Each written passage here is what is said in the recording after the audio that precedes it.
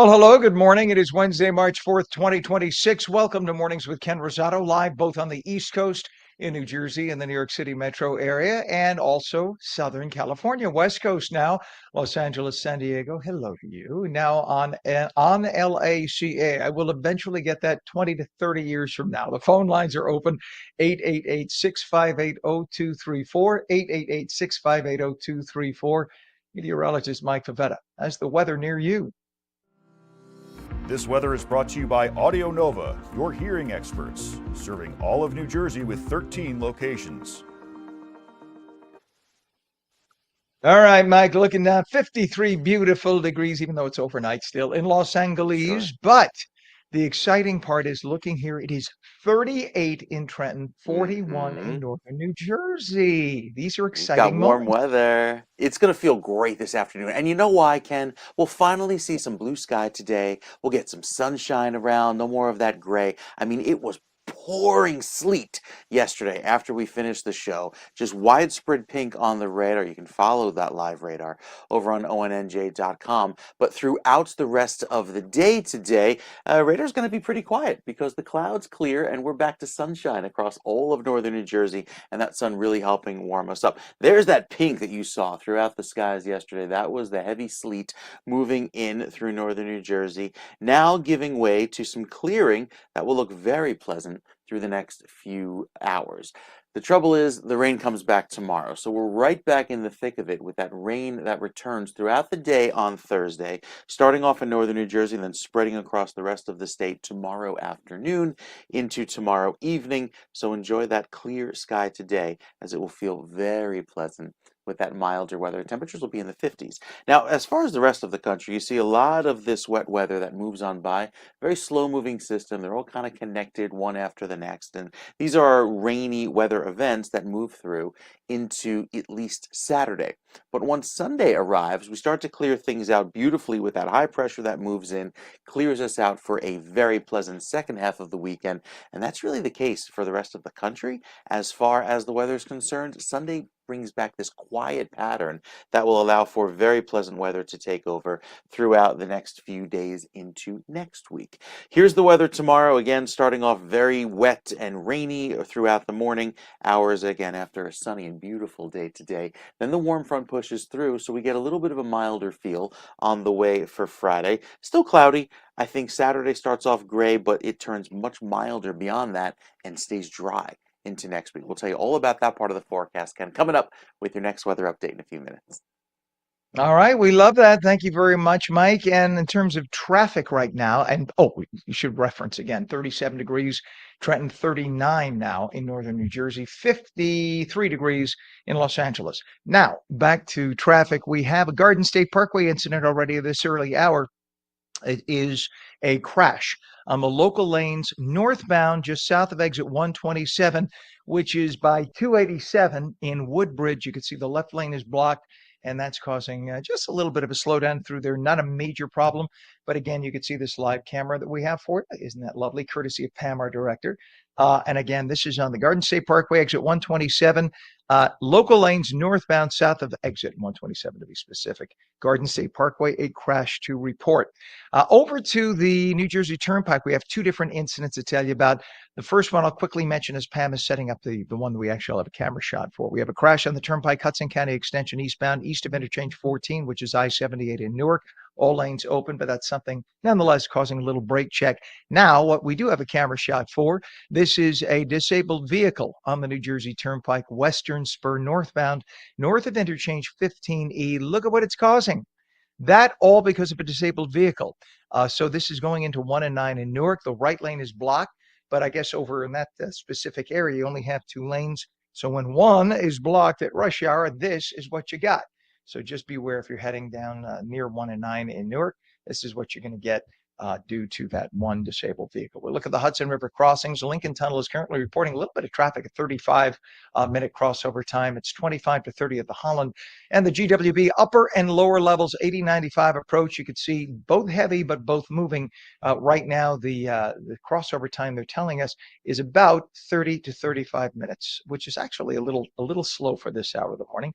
But nonetheless, as long as it keeps moving, that's the good news. In Los Angeles, what we have right now is a traffic collision, no injuries though, and this is in Newhall by Route 14 at Escondido Canyon Road.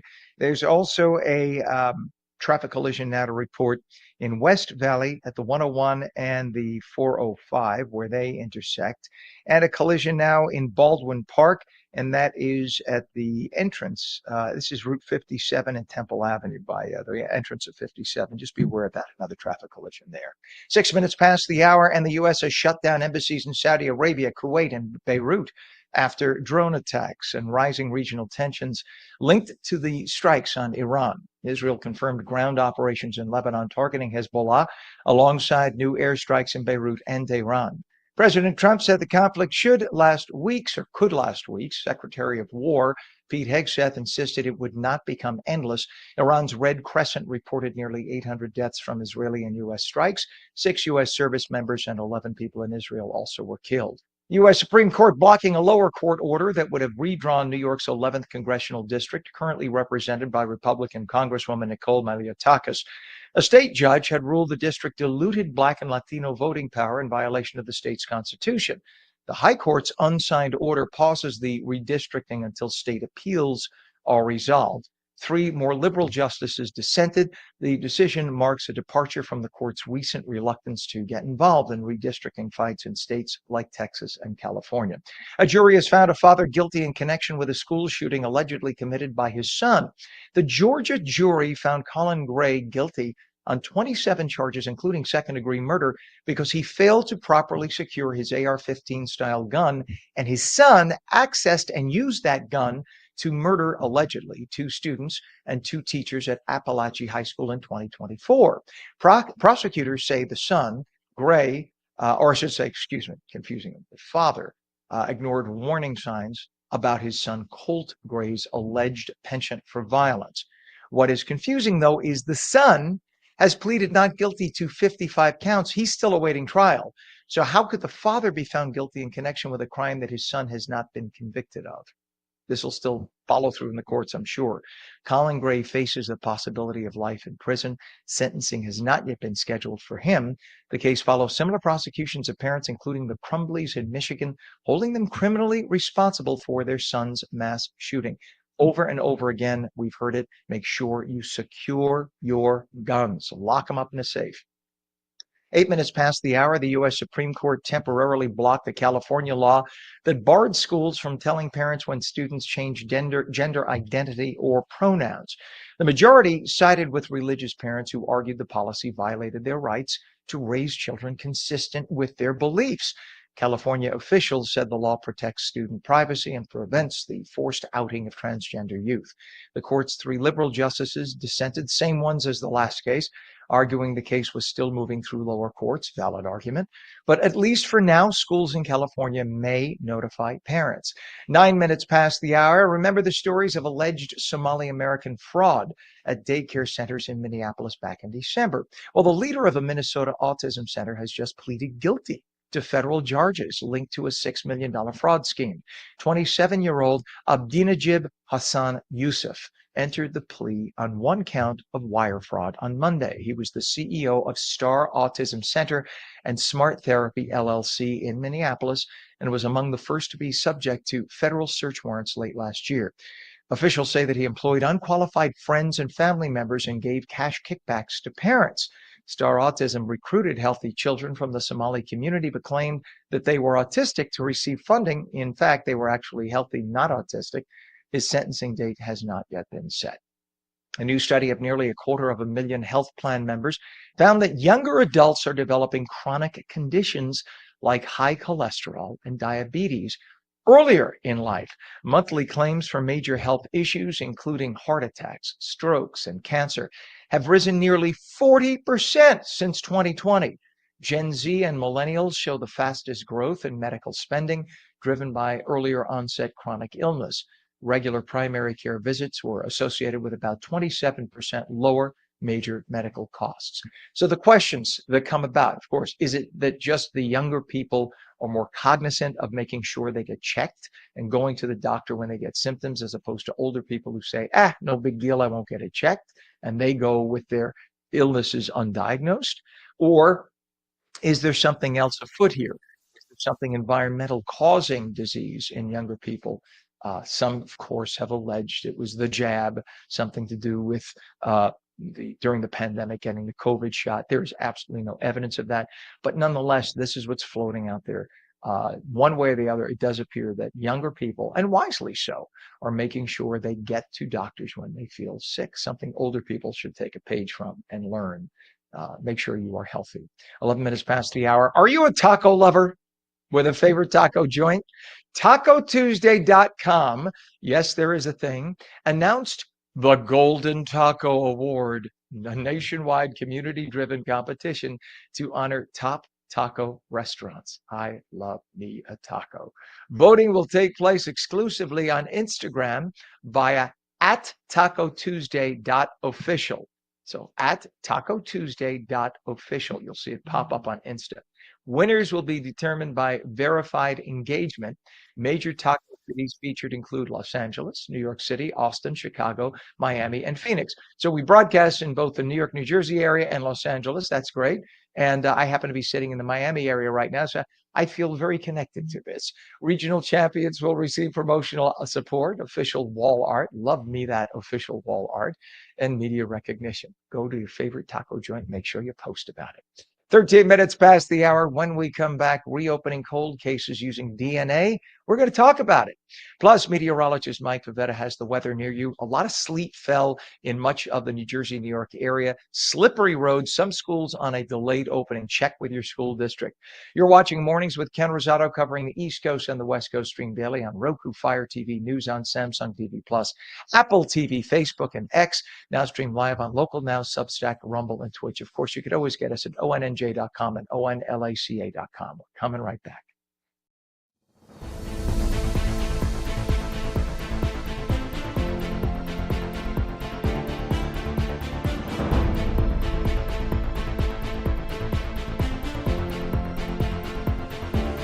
Play it like the New York Sirens.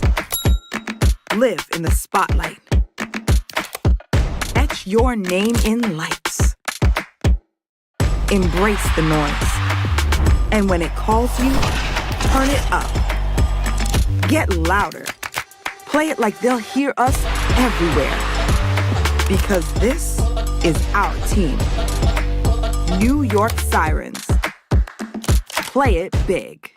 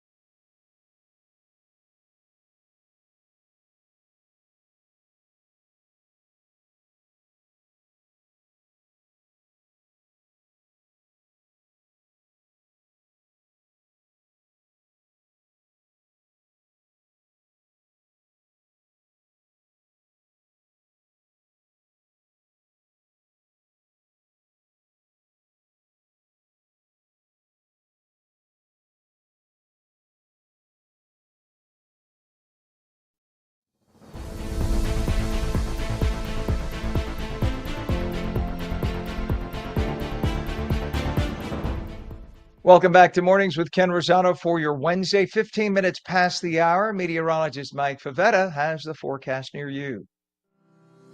This weather is brought to you by Audio Nova, your hearing experts, serving all of New Jersey with 13 locations. All right, Mike. So we have some slick areas in northern New Jersey this morning, and that's due to, I guess, we had some sleet falling yesterday, last night, I should say, and early this morning. Slick areas. Pam, our director, said it was very slippery coming in. And I know that some school districts, you should check with your local one.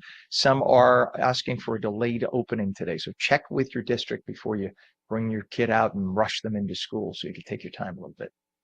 Considering how much sleet was pouring from the sky yesterday for a good portion of the day, got many family members sending me texts saying it's hailing, because that's the ping that you hear of those ice pellets off of the car tops, off of the windows. Hail, different from sleet, but yes, a similar sound, especially as it's falling from the sky and pinging off of the windows. Throughout today, however, it's a much quieter day, especially as we prepare for the big warm up in the days ahead.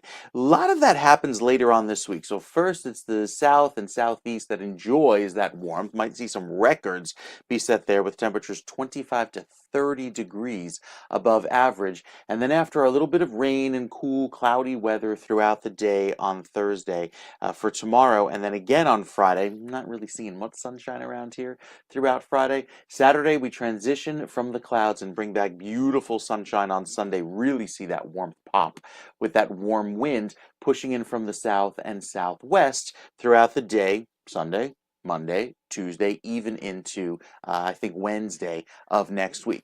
Then as we head into the middle of the week, start to see those warm winds bring in some storms. As far as out west, it's our next weather system that moves into the Pacific Northwest, but Southern California stays nice and dry. So it's going to remain nice and quiet for you, especially after all of that rain from last week. Our weather here in the Northeast staying nice and quiet today. Just beyond that, a few clouds across southern New Jersey. I think you'll see a sharp cutoff with those clouds, say right around 195 through this afternoon, but most of the northern half of the state easily gets into the mid 50s today, Ken. That'll feel lovely, getting us ready for spring. Oh, you just got me. You had me at 50s, and then you said the S word and not the SNOW word, and that got me all excited. Thank you very. It doesn't take much You these bet. days, let me tell you that, and a nice smile. All right, Mike. Thank you very much, sir. We appreciate it. It is 37 degrees now in Trenton, which is significantly warmer than it was yesterday this time. It's 40 degrees now, northern New Jersey in Morris County, and down the shore it is 40 as well in Cape May. 39 degrees now in Vineland. On the West Coast, we have 53 degrees, Los Angeles, 56 degrees in San Diego. Very clear, though, and dark still on the West Coast. We look at traffic. Let's go to 295, shall we? We have a crash on 295 northbound. South of exit 67, Route 1 in Lawrence Township. The center lane is closed right now. These folks are driving right into it. The ones who are oncoming, those are the ones who are hitting the issue we're talking about. So that's, again, a crash on 295 northbound, south of exit 67, Route 1, Lawrence Township, with the center lane of 3 lanes closed. There's a disabled vehicle right now on the New Jersey Turnpike, and that is located at, Western Spur northbound, north of interchange 15, E1 and 9 in Newark. One right lane blocked. Another issue on the Turnpike, a crash on the Turnpike, Hudson County Extension, eastbound, east of interchange 14, I-78 Newark. All lanes are open, but there's brake checking through there. Pam, I don't know if you still have the 127 shot of Garden State Parkway. If you do, that's great. If not, it's okay. Look at, of course, Pam has it. She's amazing. So we have a crash on the Garden State Parkway, local lanes northbound, south of exit 127, which is 287, 440 in Woodbridge. The left lane is blocked. You can see police activity on the scene.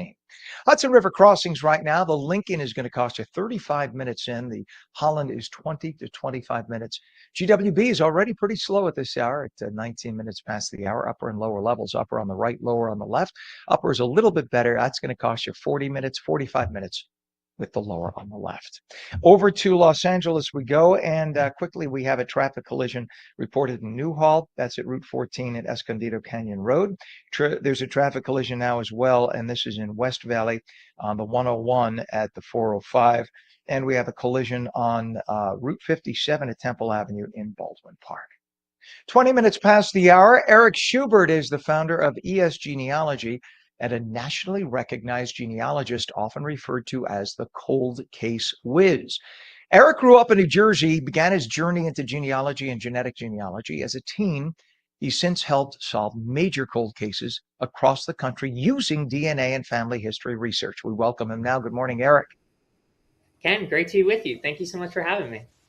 Well, nice to have you. And you started down this road of genealogy at the age of 10. And let's clarify genealogy versus genetic or genealogy DNA. So one is what, tracing family roots, and one is using actual DNA. Is that the difference between the two?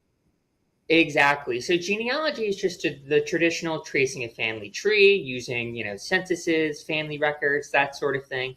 And genetic genealogy sort of marries DNA and genealogy. So if you've ever heard of people, solving family mysteries and, finding out who their biological father is or grandfather, typically mysteries like that are solved through genetic genealogy, where you pair DNA results with finding family trees. So I just started doing genealogy at 10 years old. Of course, I don't think DNA testing was necessarily as prevalent in genealogy when I was 10 years old. And then once I got older, kept doing it, genetic genealogy came around, and then that's something I began to get involved with. But you are right. They're two very separate and distinct, but, similar fields. And we have to applaud our friends over in the LDS Church, the Latter-day Saints, the Mormons, right? They've been doing genealogy for decades, if not since the founding of their church a few hundred years ago, because what they baptize people who have died. They physically go through a baptism ceremony, so they trace back their roots as far as they can. I have friends who are Mormon, and that's been part of their faith for a long time. So it's amazing that they've done that all along, but for different reasons. So talk about how genealogy and genetic genealogy help you apply your skills to cold cases. What did you just decide one day? Hey, I know how to do this, and we could figure out these cold cases that maybe these busy detectives don't have time for. I know, right? It sounds simple saying it, but that was exactly my thought process. So that's sort of what I tried to bring to action. Basically, what essentially happened is I was doing genealogy through high school. I knew as genetic genealogy came around, it was something that I could do because here I was at 16 helping people find parents and biological grandparents and so forth. And I was seeing genetic genealogy come around, and I said, okay, this is the same thing I'm doing. I know I can help police, but here I am, 16, 17, they're just not going to reach out to me. I was being realistic. But that's exactly what happened. I was 18. I graduated high school. It was the week I graduated high school. I'll never forget it. I was reached out to by a police department, and they said, Eric, we know you've been involved in genealogy. We know you've been doing genetic genealogy. How about you use genetic genealogy to solve crime and not help someone, find a biological parent? So it was definitely something that I knew I could do. I just never thought I would get the opportunity to do. But I was, reached out to. Thankfully, my experience in the field and my work thus far up until that point kind of helped me, show the agency that I was not someone random that was going to help solve their case. I actually knew what I was doing because the field, of course, is so new. Genealogy is one of America's most popular hobbies. We were just talking about how popular it is within the Mormon Church. And genetic genealogy is becoming almost as popular as well, of course, because it's such a similar topic. So I think the more DNA testing is out there and the more cold cases that are out there, genetic genealogy is going to continue to be a huge tool. So I'm just lucky that I was able to get that opportunity when I did, because I always say it was a little bit of luck just having that agency reach out. Well, and you're helping so many people who just want some resolution in the loss of a loved one. You are truly helping families have closure. So you're doing a beautiful thing. And genetic genealogy has helped solve, a number of cases. So there was the murder of Maurice Chivarella. Talk about that. Well, exactly. And you just said the impact on these cases. I mean, helping someone find a parent or biological grandparent or so forth, it means so much to me. And that's something I've been doing for years and will continue to do. So to get those phone calls from people means a lot. But on the other hand, to get a phone call or a text that's, thank you for, helping find out who murdered my sister X amount of years ago. I mean, it's very heavy and it's very meaningful. And you're right, it means a lot to me to be able to give closure to people. One of my more notable cases, as you just said, yes, was the Maurice Chivarella case in Pennsylvania. It's actually the oldest case in Pennsylvania ever solved through genealogy or DNA. And I believe it's top 5 in the country, oldest cases ever solved. That was a case where, again, I sort of saw it on the news. I wondered if I could help because I saw that genealogy was just starting to be used. And this is, again, right around the time I'm graduating high school. So 5, 6, 7 years ago. I reached out. I said, can I help on this case? I don't know if I can solve it, but I can guarantee you I can at least make progress. And we worked together for 2 years. And of course, by we, I mean the state police. And we were able to close that case. And now I'm, very close with Maurice's family. So I always mention that case specifically because that was over 60 years ago. And now you have a solve and you have a family that has answers. And it's just one of the longest cold cases that's solved. So it shows you how this field can solve cases that agencies thought were long cold and can bring answers to families that have been waiting for a very long time. So we're down to about 90 seconds. When you begin working on a cold case, what's the first step? You reach out and call the police department, or do you ever reach out to the family first? Yeah, so I'd love to give a little behind the scenes. Typically, I work with very, very little information, and I don't typically work actively on cold cases anymore. I worked on a lot in the past, but what I would do is typically I would just get a match list. So I would get a list from the agency, and it would be okay. Here are 10 people or 15 people and their emails who publicly uploaded their DNA to a publicly uploadable system. Now build their family trees, see where they connect because okay, let's say match 1, match 2, and match 3 are descended from John and Jane Smith. I can go back to the agency and say, I think your suspect is also descended from John and Jane Smith. You should go get a DNA test from John and Jane Smith's other grandchildren because that test is going to come up strong and tell you who the suspect is. In theory, that's how it works.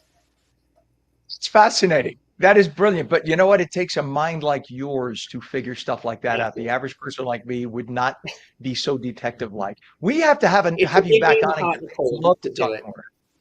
I Thanks, know Ken. this is great. You're a great guest. Please, what's a website if people need to reach out to you? You can follow me at esgenealogy.com online or on Facebook. Fantastic. The cold case whiz, Eric Schubert, founder of ES Genealogy and a nationally recognized genealogist. We see why now. Thank you so much, Eric, for joining us this morning. Thank you, Ken. I appreciate it. You, you bet. We appreciate you. 28 minutes past the hour. When we come back, we will take your calls at 888-658-0234. Coming right back into.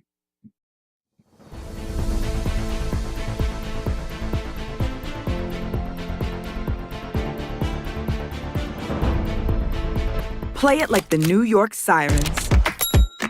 Live in the spotlight.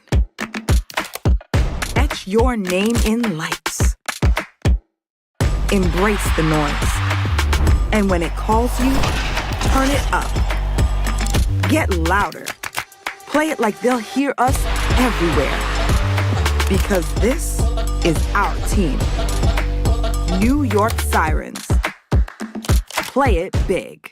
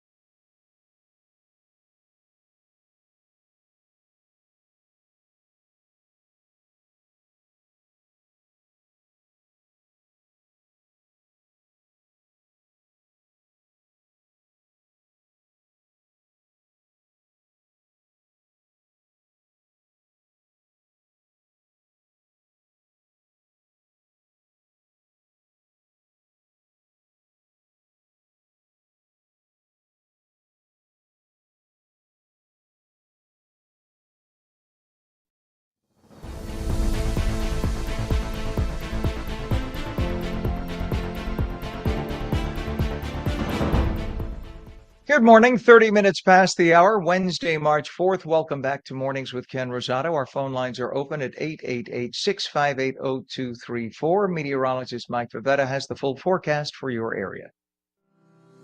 This weather is brought to you by Audio Nova, your hearing experts, serving all of New Jersey with 13 locations. All right, Mike, lots of heavy sleeting yesterday, which is a very dangerous thing to try to get around in. Obviously, it's slippery and people don't know how to. I mean, if you think they don't know how to work in rain and snow, sleet's a whole different animal, isn't it? It's hard to move and it's hard to melt. Just it takes a lot of heat energy to melt a hard pellet of ice. I mean, think about, a cup of crushed ice and a cup of Mhm. snow.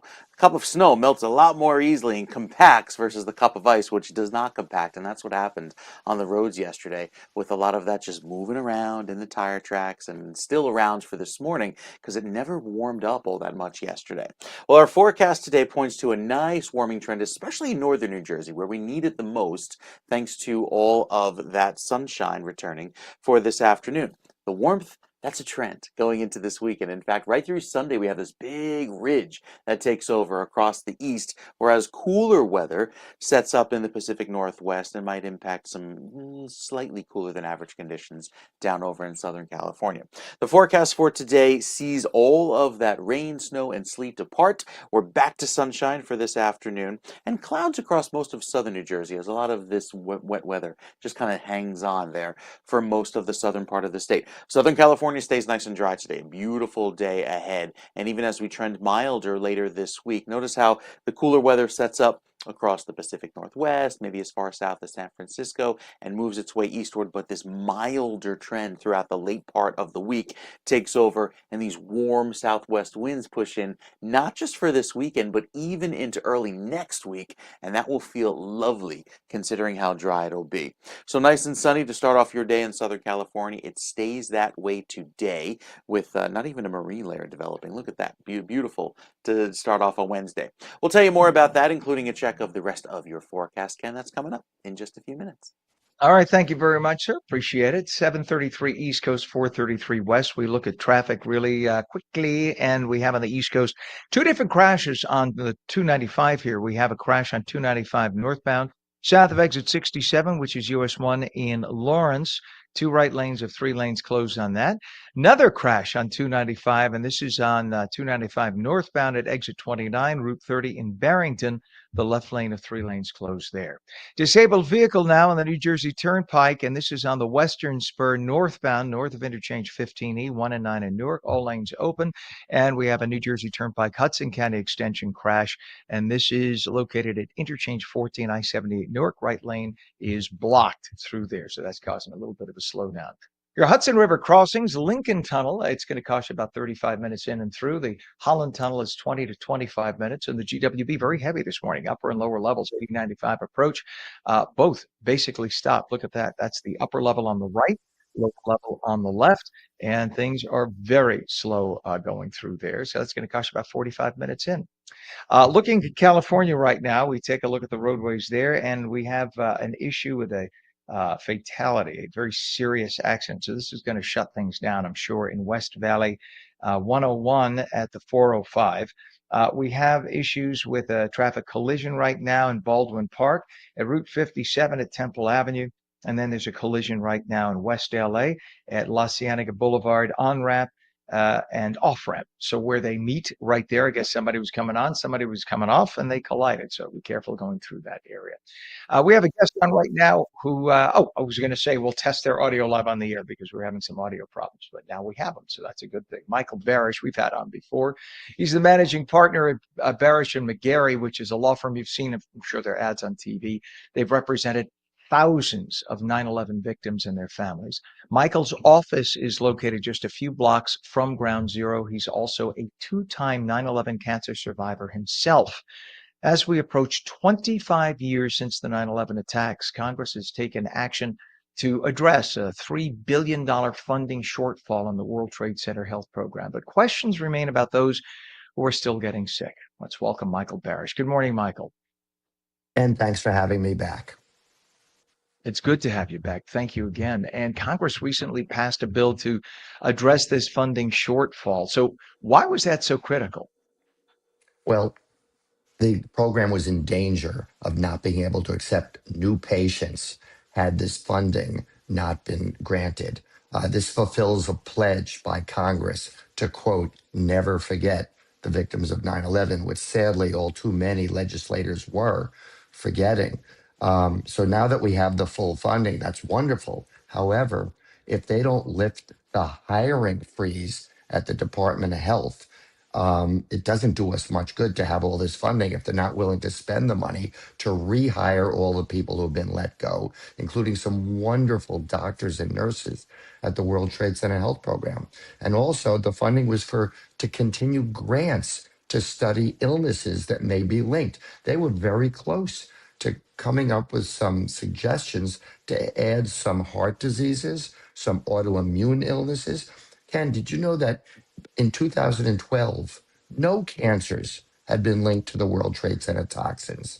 But now, because of studies, we now have linked 69 cancers and many respiratory illnesses. Well, I know in my heart of hearts that there are many autoimmune illnesses and some heart diseases that should be added, but they have to fund these grants, continue these studies. They have to rehire the doctors and nurses so there isn't a 6-month wait for new patients to be admitted. Because as I'm sure your listeners can appreciate, 6 months makes the difference between a diagnosis of cancer in stage 1 versus stage 4. So it's critical that 100%. we not forget the victims. And what's infuriating about this is we have a president who is from New York. You have a Senate minority leader who is from New York. And we have so many members of Congress from New York who lived here that day. You would think that they would be acting a little more proactively, if you will, in this. What is, I guess, upsetting is so many younger members of Congress don't get it. They weren't from New York. They don't understand that. I mean, all you have to do is look at as the buildings came down and look at the plumes of toxins that went out all over lower Manhattan, New Jersey, and Queens and Brooklyn, just coated, and even to some extent the Bronx. It just coated the region, and it was just all with toxins. We had asbestos in those buildings, chemicals like oil and things like that, and this all got breathed in for months and months and months by people. There's still residue around on the streets today, I'm sure. That's such a great point you're making. And I want to reiterate, and that was one of our frustrations in all these. I made over 14 trips to Washington with the firefighter and the police unions, with the Feel Good Foundation. I was bringing a lot of people with me to talk to these legislators and their staff. And so many of the staffers now weren't even born on 9/11. So it's not, you can't blame them for really not understanding what's going on here. They'll say that's still continuing. My firm represents people in all 50 states. This is not just a New York issue at this point. First responders came from all 50 states to help out in the rescue and recovery operation. And so many firefighters and cops from New York and New Jersey have now retired to Florida, North Carolina, South Carolina, all over the country. I'm actually in Naples, Florida last night. I spoke at an FDNY retiree event. Today I'm speaking at an NYPD retiree event. But they're all over Florida. I mean, I'm so privileged to be able to do outreach down here. And that's really what helped us get this funding, is that we had the people who live in all 50 states reach out to their legislators to explain to them, hey, this isn't a New York issue. I live in North Carolina. I live in Florida. I'm one of your constituents. I demand that you vote for the full funding of the health program. And they did. It was really an exciting grassroots effort to get this bill passed. So I'm delighted, but now let's see the government rehire the people that were fired, because that's what we really need to make this an efficient program. Do you know that over 49,000 people, Ken, have now been certified with a 9/11 cancer? Over 9,000 people have died of a 9/11 illness. That's 3 times as many people that we lost on 9/11. Let's just face it, 9/11 didn't end on 9/11, but sadly, a lot of people, especially legislators outside of New York, seem to have forgotten that.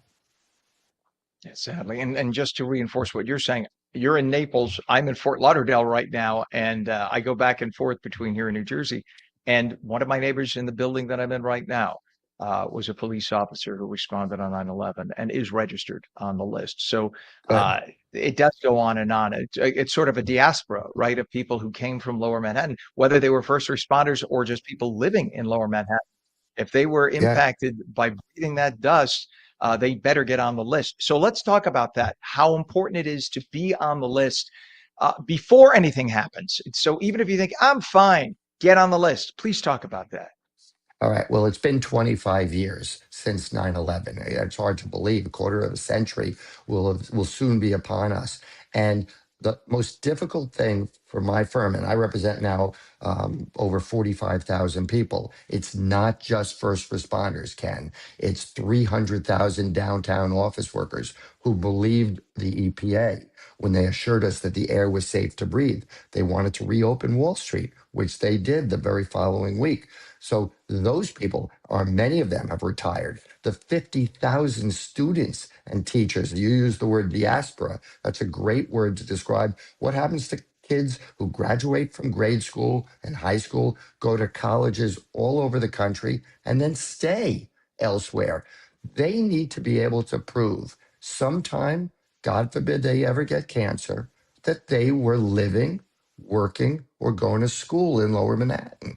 And every year that goes by, it gets harder and harder to get that proof. So I urge everyone, as you suggested, even if they're healthy, register now with the World Trade Center Health Program and the Victim Compensation Fund. Secure your proof that you were living, working, going to school, or even responding or volunteering. The volunteers are all eligible.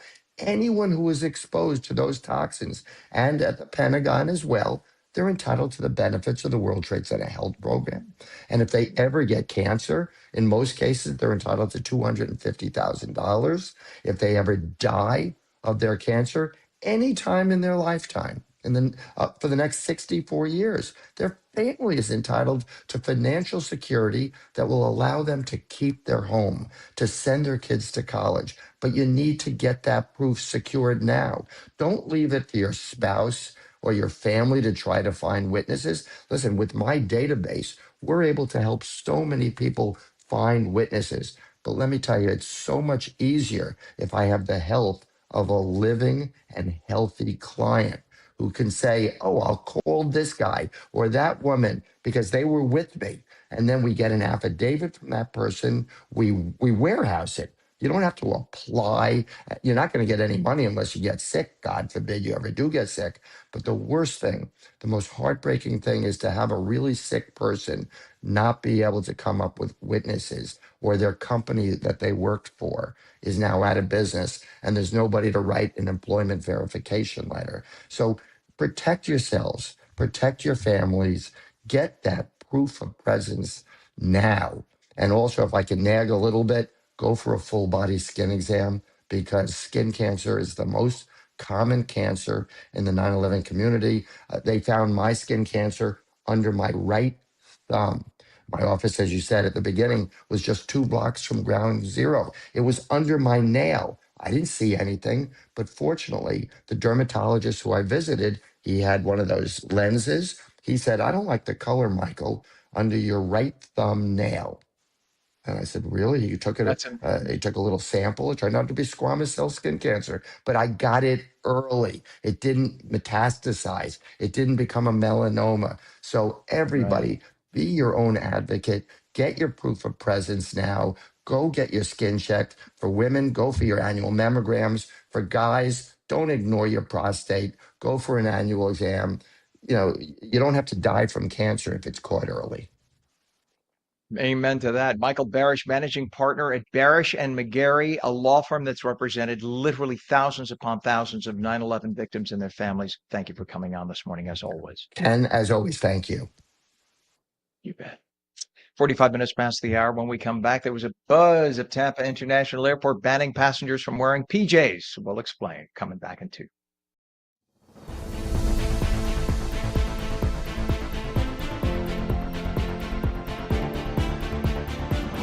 Play it like the New York Sirens. Live in the spotlight.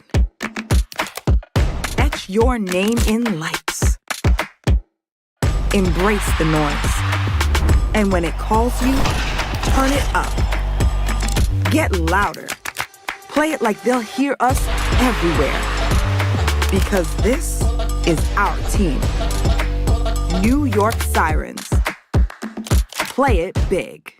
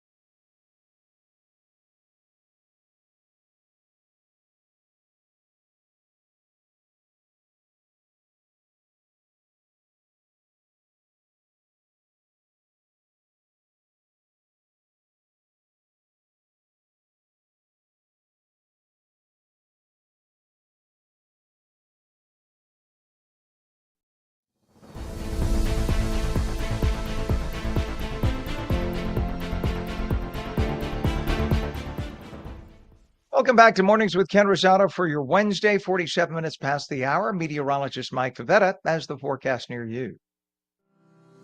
This weather is brought to you by Audio Nova, your hearing experts, serving all of New Jersey with 13 locations. Some area school districts in New Jersey with a multiple hour delayed opening because of all the sleet that we had, right, Mike? Yeah, a lot of sleet that came through yesterday lit up the radar in pink, showing the mixing that was occurring. But you know where it's sunny and beautiful right now? Southern California. So good morning to our friends waking up this morning with a very pretty scene out in LA. A little bit of a front pushing through, clearing out some of those early morning clouds and bringing back loads of sun for today, tomorrow, Friday, even going into the weekend with a nice dry northerly breeze. So we'll keep that in mind, considering how most of the country is nice and dry really for the rest of this week. Look at the long range forecast that takes over. We have, yes, some more rain in the forecast tomorrow. We're not quite done with the wet weather here in New Jersey as we head into our Thursday, but going into later this weekend, especially Saturday and Sunday, that warm wind takes over from the south and west and pushes in some very mild air. And then by the middle of next week, you see a lot of storms lined up. On Wednesday, those arrive here in New Jersey by Thursday, but preceding that is some incredibly warm wind, which is why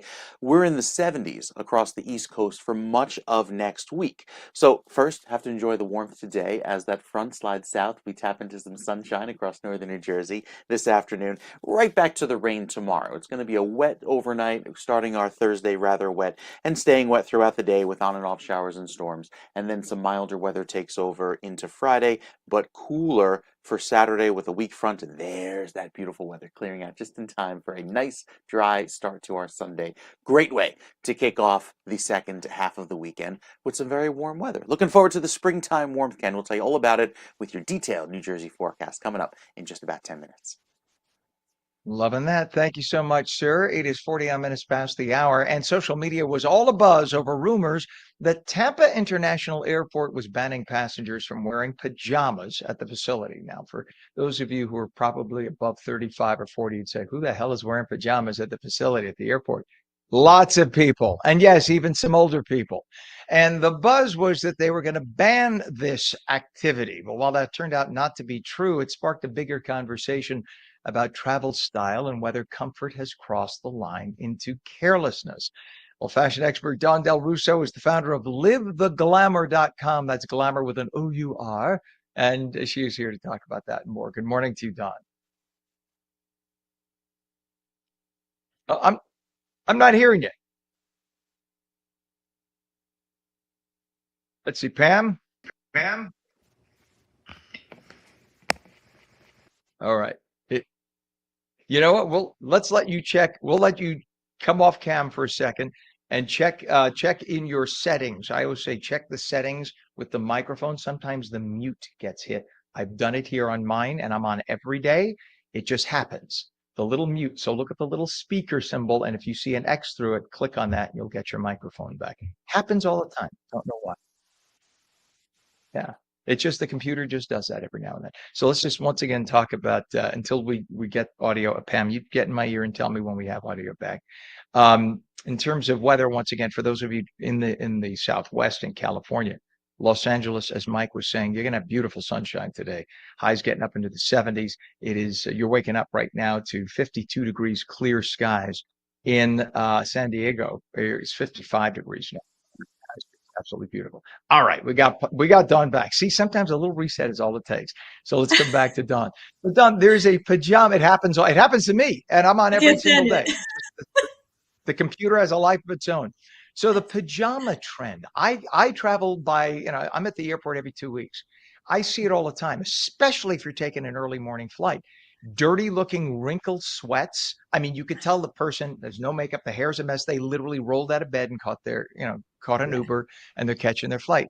What is it that there's just no sense of self-respect in public like that? I don't know. I was honestly so excited that it might have been true that they had this ban. Of course it wasn't. But yeah, I think that there's just been this over the last 5 years or so, everything has gotten a lot more comfortable, wearing really casual clothes. And it's just taken to the extreme where we're putting pajamas on for the air, literally, like you said, rolling out of bed in their pajamas. And I think people are still looking for this comfort. They're tired, their days are long, and they have probably been working from home a lot. So there's also that, which I think has caused a lot of it too, that so many people are so used to the comfort of home that they felt like they don't need to get dressed up at all.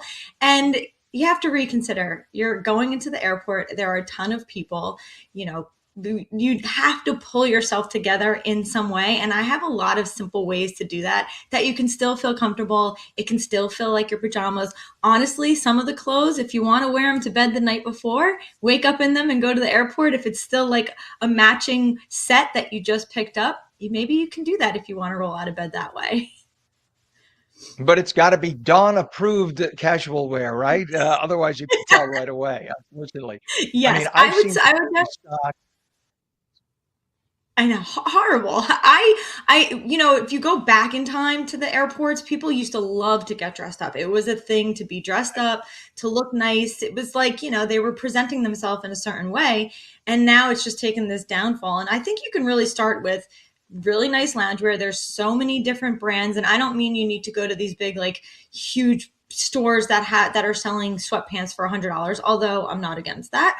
But I think you don't have to spend that way. You can still go to some of the more local stores or places online, where there's a lot of places that you can shop for loungewear that is super soft and comfortable. Make sure maybe it's a matching set. That always helps you look a little bit more elevated. Think about the shoes that you're wearing. If you do want to wear sneakers, do a sleeker pair, something that doesn't look like a really big chunky style or anything that's too dirty.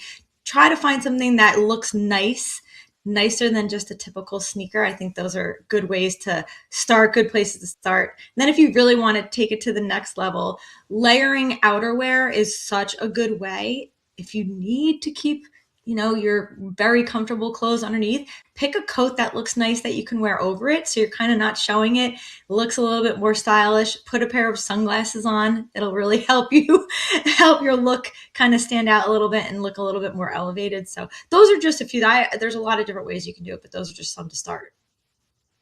Yeah, I mean, look, just a quick anecdotal story. I can remember when I did radio 40 plus years ago, there was a young guy who was an intern for us, and he said that he had to go to court that day to fight a ticket. And on his T-shirt, I'm not kidding, it had a middle finger, and it said, "That's right, F you." And I'm not kidding.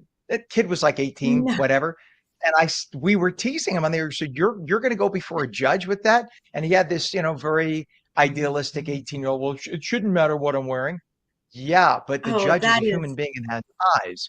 So it turns out he got, not only did he get the points, he got the ticket, he had to pay the full fine. I had something about a month later. I went in a suit because I usually dress up for work. And I right. didn't dress just for court, and it was thrown out. So I pointed Oh, that, out that the way you present yourself makes all the difference in first impressions. Law aside, people are human. They make a first impression. That's very important, it right?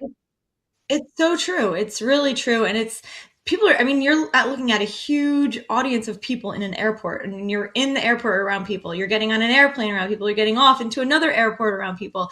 And the eyes, whether you want to believe it or not, they're looking at you, and you're probably drawing terrible attention if you're wearing something that looks really slummy and not put together. And people are going to judge you. Unfortunately, you get judged by how you look. That's the first impression. That's how it goes.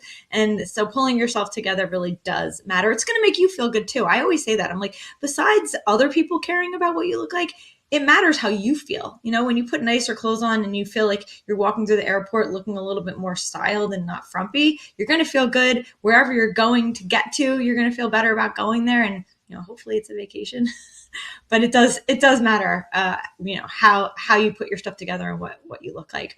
There was a flight attendant who recently posted on TikTok, and she gave a tip about, this is a little bit funny. She said, it's important to think about what you're wearing, because you also don't know what type of things are happening on the airplane, to the airplane seats, how dirty they can be. So she's like, put a nice pair of pants on, make sure your legs are covered, and consider that too is a big thing. Well, very good advice. The founder of livetheglamour.com. That's glamour with an O-U-R. Don Del Russo, thank you as always for joining us this morning. We'll see you again next week. Thank you. You too. You betcha, Don. 58 minutes past the hour. Those of you in California, please stay tuned for more news and information on LACA. If you are watching on the East Coast, stay tuned for On New Jersey Mornings. It's coming up in just 2 minutes. Thanks so much for watching.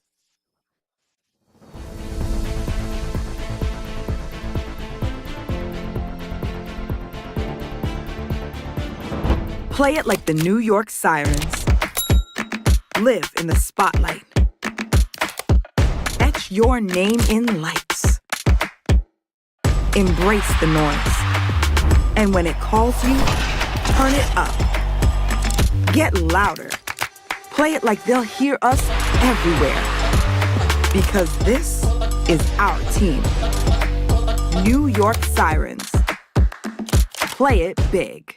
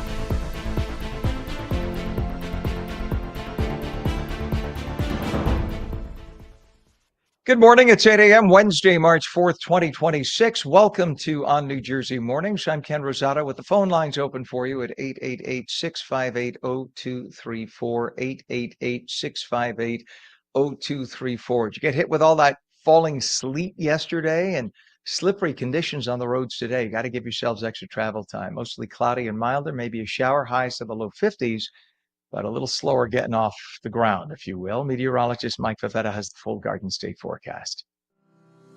This weather is brought to you by Audio Nova, your hearing experts, serving all of New Jersey with 13 locations. All right, Mike. There he is. Morning. All right, Mike. So we're talking some good morning. Always good to see you, sir. A little slick on the roads yesterday. A lot slick, not just a little with the heavy sleet. And by the way, how about Yes. a quick refresher, the difference between sleet and hail? It can hail in the cold weather, but hail is usually what a warmer weather activity because of the big cumulonimbus clouds. Am I right with that? Did I learn that right in Exactly. school? Yeah, And hail forms the in water droplets keep going thunderstorms. up and down. Hmm. Correct, correct. Hail forms in thunderstorms. The sleet only forms after the raindrop has left the cloud and freezes into a solid pellet on the way down, but hail leaves the cloud as ice. So a little bit of a difference there. But we usually see hail, sleet rather this time of year, especially when you have that little bit of warm air kind of nudging into the middle layer of the atmosphere, helping to melt the snow on the way down to the ground and then refreeze into a solid ice pellet. But none of that is falling from the sky this morning. We are clear, we are dry, sunshine is out and on the way for northern New Jersey, and even the breezes aren't terribly gusty, making the wind chill feel like it's only in the 40s. It's already 4 or 5 degrees warmer than this time yesterday, so trending in the right direction with those wind gusts on the order of 8 to 10 miles per hour. There goes all the rain from yesterday. Now we start to tap into the clear sky, already some sunshine breaking through, especially across southern New Jersey, northeastern part of the state, nice and dry too.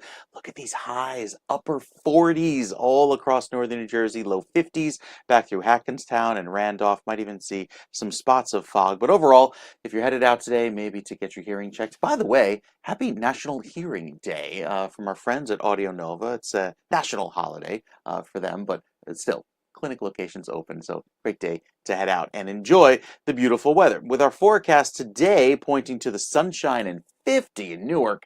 Oh, it's going to look great by this afternoon. Can't wait for that. There are some clouds in the forecast tonight, and then the rain comes racing back in tomorrow. Some steady showers on the way with another rainy day and cold day ahead for your Thursday. That rain even lasts through tomorrow evening, and then likely see those clouds linger through Friday into Saturday. Have to wait to Sunday to see the clearing. Even though it's chilly to start the day on Sunday, we see a big warm up with those temperatures getting well up into the 50s, possibly even the 60s. Might even get there as soon as Saturday. We'll tell you more about that kind of cloudy forecast ahead, but next week looks amazing. That part of the forecast coming up, Ken, in just a few minutes. All right. Thank you very much, Mike. As always, we appreciate you, sir. Looking at the temp, it's 38 degrees in Trenton now, 39 degrees in Morris County, 37 degrees in Vineland and Cape May. And looking at traffic, let's go to the Garden State Parkway. We have a crash right now, GSP northbound. Just south of exit 145, which is I-280 in East Orange, the right lane is blocked, causing delays for about a mile or so. And if we have it, there we go. It's Pam and I were kidding about whoever set up this camera.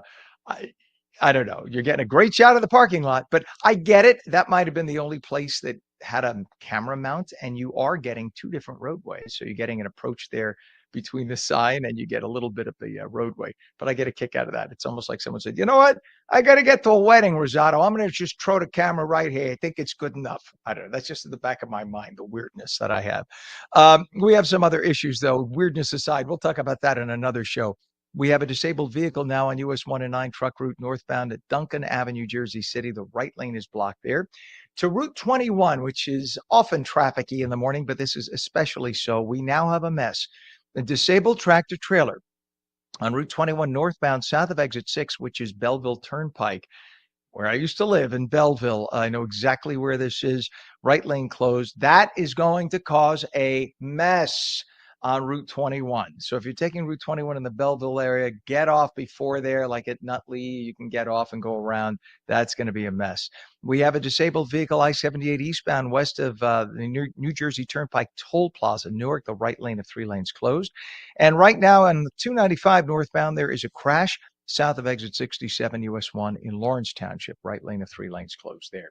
Lincoln Tunnel approach right now is going to cost you 35 minutes. Holland Tunnel is still 25 to 30. GWB has been very heavy, upper and lower levels, jamming. Look at that, upper on the right, lower on the left, and it's going to cost you about 45 minutes into Manhattan. So pack accordingly, as they say. Give yourselves lots of extra travel time. And in the news, Senate Majority Leader John Thune said yesterday that President Trump was fully within his rights under the War Powers Act to attack Iran. He spoke with members of the media just hours after he addressed his fellow senators. President Trump and his administration relentlessly pursued a diplomatic solution to the threat posed by Iran, but the Iranian regime refused diplomatic off-ramps. And so now the president is taking action.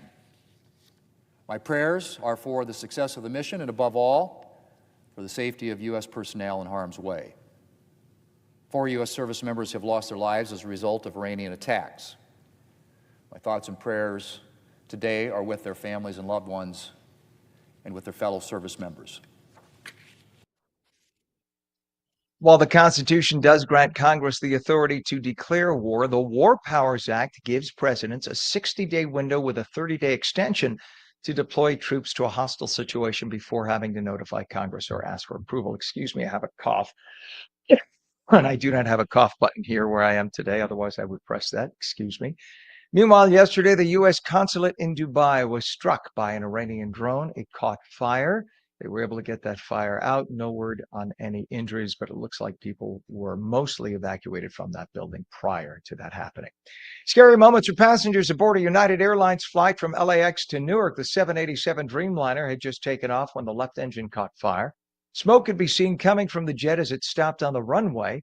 All 256 passengers and 12 crew were evacuated using slides and air stairs. One passenger hurt their finger. LAX had to issue a temporary ground stop. The FAA is investigating, and the airline rebooked everybody on other flights to Newark. Well, they are called fake dentists. Sometimes they were dentists in other countries and just never got their license when they came here. And sometimes they just worked in a dentist's office and thought they could do the job themselves. Not so much. Whatever the case, police arrested 49-year-old Anna C. Amato of Old Bridge and charged her with unlawful practice of dentistry, aggravated assault, and financial facilitation of criminal activity. Investigators say she advertised dental services in a WhatsApp group and agreed to perform a $1,000 root canal. Court documents allege she injected a patient with anesthetic and began drilling his tooth before stopping the procedure. The patient reported her after she refused to refund a $300 down payment. Police said that he was still bleeding when he arrived at police headquarters. Investigators determined Amato was not licensed to practice dentistry. My quick question, though, do you find your medical practitioners in WhatsApp groups? Give us a call. Let us know. Government agencies in some states set up centers for drug abusers to get clean needles, naloxone to counter overdoses, fentanyl test strips to make sure drugs they buy aren't laced, and where some may find treatment referrals. Now, many on the left refer to these locations as harm reduction programs. Many on the right say, no, it's another name for a place to allow drug addicts who are breaking the law to go shoot up with protection. And it doesn't help them because they could still OD. The intention, though, from the left is immediate survival. Drug addicts are going to get their drugs no matter what. Many on the right say that is the government facilitating bad behavior, sanctioning illegal drug activity. Bottom line is Governor Mikey Sherrill pledged to expand the programs statewide. I think a lot of people have problems with the terminology because it's sort of misleading. Harm reduction expansion. No, it's a drug shoot-up place where these people who are drug addicts are allowed to go get their needles for free on your tax dime. You should have a problem with that, I think many people would say. Let's possibly get them some help instead of giving them the facilitation to shoot up more drugs. New Jersey's committed over $119 million in opioid settlement funds for the services through 2030. There are currently 47 locations. Many studies show these sites do not necessarily help people get off drugs as much as prevent them from dying. Critics argue again that long-term recovery must be the focus instead.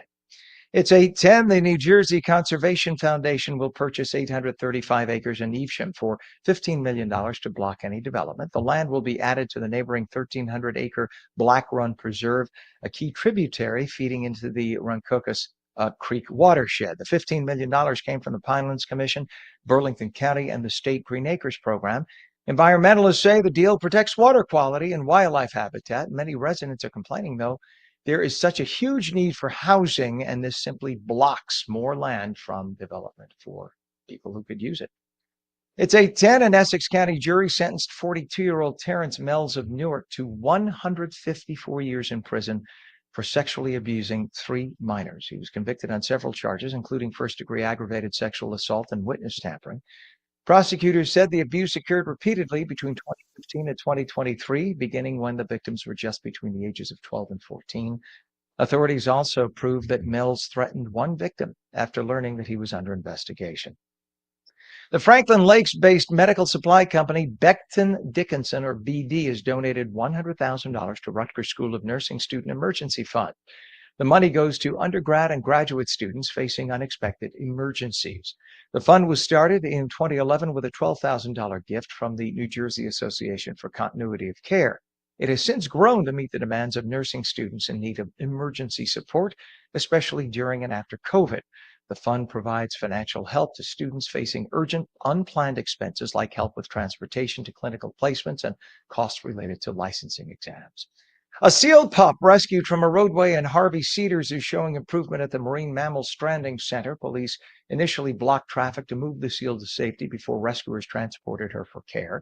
The pup was underweight but had no visible injuries. She's now eating on her own, lots of fish. Lots of fish. They love their fish. And no longer needs tube feedings. No set date on release. I'm sure that Sheila's so cute that they want to hang on to it a little bit, but they will release her very soon when she's up to it. It is now 39 degrees at 8:13. When we come back, more with our weather in your area, mostly cloudy, milder, maybe a shower, highs in the low 50s. The full Garden State forecast when we return. You're watching On New Jersey Mornings. We're streamed daily at ONNJ.com, ONLACA.com for the West Coast folks, on Roku, Fire TV, News on Samsung TV Plus, Apple TV, Facebook, and X. And now we're streamed live on Local Now, Substack, Rumble, and Twitch. Just go to twitch.tv/on New Jersey. 8:13, and we are coming back in 2 minutes.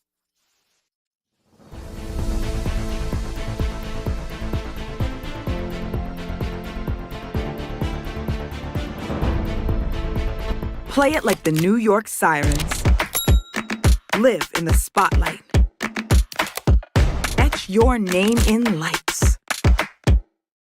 Embrace the noise. And when it calls you, turn it up. Get louder. Play it like they'll hear us everywhere. Because this is our team. New York Sirens. Play it big.